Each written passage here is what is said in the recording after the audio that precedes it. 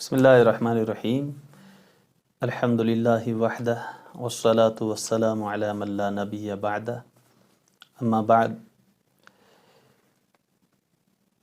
کئی سوالات صدقۃ الفطر کے متعلق آئے ہوئے ہیں۔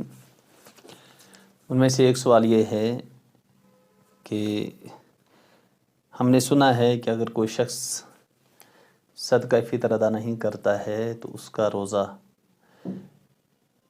زمین و آسمان کے درمیان معلق رہتا ہے، لٹکا رہتا ہے۔ کیا یہ بات صحیح ہے؟ ہاں، یہ بات صحیح ہے۔ ایک صحابی ہیں حضرت جریر رضی اللہ تعالیٰ عنہ، یہ فرماتے ہیں کہ رسول اللہ صلی اللہ علیہ وسلم نے ارشاد فرمایا، صوموا شہر رمضان معلق بین السماء والارض ولا یرفع الا بزکاۃ الفطر۔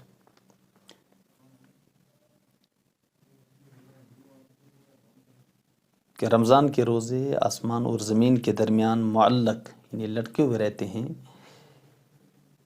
جنہیں اللہ تعالیٰ کی طرف صدقۃ الفطر کے بغیر نہیں اٹھایا جاتا ہے۔ ایک سوال یہ آیا ہوا ہے کہ صدقہ فطر کس وقت واجب ہوتا ہے؟ دیکھیں، عید الفطر کے دن جس وقت کے فجر کی نماز کا وقت شروع ہوتا ہے، اس وقت یہ صدقۃ الفطر بھی واجب ہوتا ہے، اور عید کی نماز کے لیے جانے سے پہلے اسے ادا کرنا وجوبی طور پر ضروری ہے۔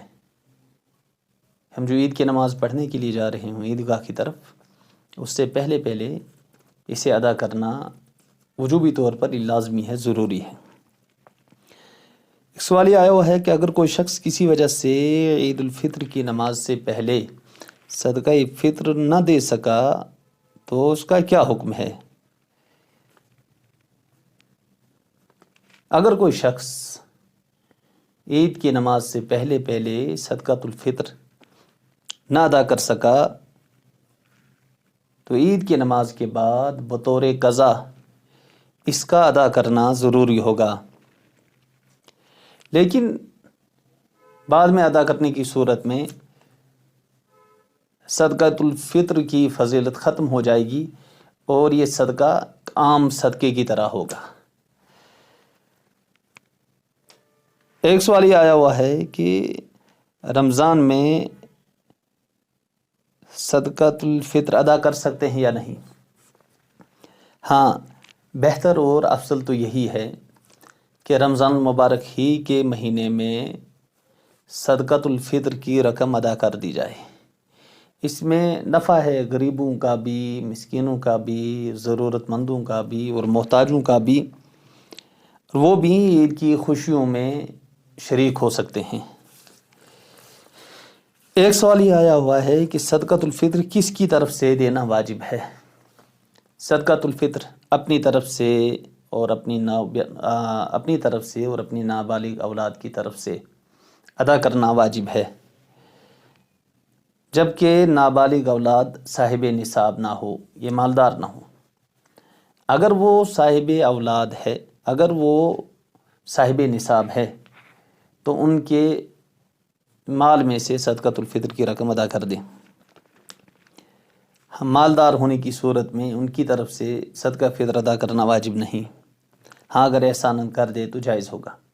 ایسے ہی عورت پر جب کہ وہ صاحب نصاب ہو، صدقۃ الفطر خود اس پر واجب ہے اور اس نے خود ادا کرنا۔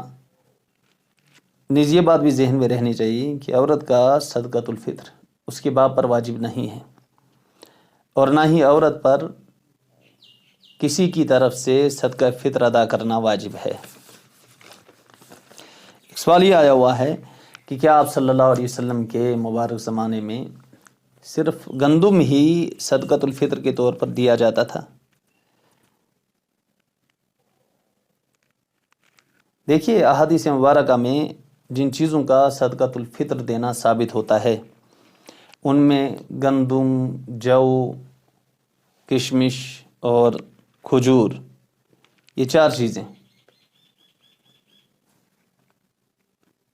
ان کی مقدار بھی احادیث کے اندر موجود ہے۔ صدقۃ الفطر کی مقدار، یہ ایک سوال آیا ہوا ہے کہ جناب رسول اللہ صلی اللہ علیہ وسلم کے پیمانوں کے لحاظ سے اس وقت کتنی بنتی ہے؟ یعنی آپ صلی اللہ علیہ وسلم کے مبارک زمانے میں جو صدقہ فطر دیا جاتا تھا، اس وقت اگر ہم اس کا وزن کرنا چاہیں یا اس وقت اس کی مقدار معلوم کرنا چاہیں، اس کی کتنی مقدار بنتی ہیں آپ صلی اللہ علیہ وسلم کے پیمانوں کے لحاظ سے؟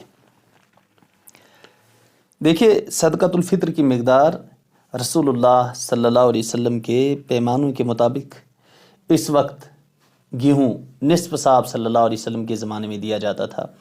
اس وقت اگر ہم دیکھنا چاہیں، اس وقت وہ 1 کلو 574 گرام اور 600 ملی گرام، ہمارے ذہن میں بات اچھی طرح سے رہنی چاہیے، رسول اللہ صلی اللہ علیہ وسلم کے مبارک زمانے میں گیہوں فی کس 1 کلو 574 گرام اور 600 ملی گرام کے طور پر دیا جاتا تھا۔ نصف سا کا وزن اتنا بنتا ہے، اور 1 سا یہ جو کھجور اور کشمش دیا جاتا تھا۔ اگر 1 سا ہم دیکھیں، وہ اس وقت بنتا ہے 3 کلو 149 گرام اور 28 ملی گرام۔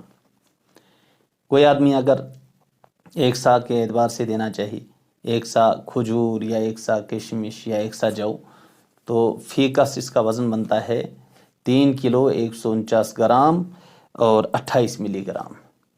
اب ہر آدمی اپنی حیثیت کو دیکھے، جس شخص کو اللہ تعالیٰ نے جیسی وسعت، جیسی گنجائش اور جیسی حیثیت دے رکھی ہے، اسی اعتبار سے وہ صدقہ فطر ادا کرے۔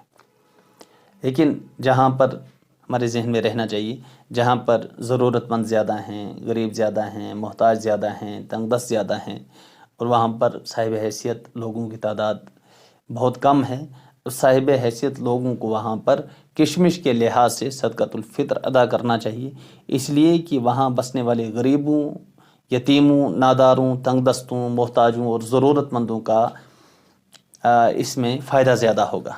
اللہ تعالی ہم سب کو عمل کی توفیق نصیب فرمائے۔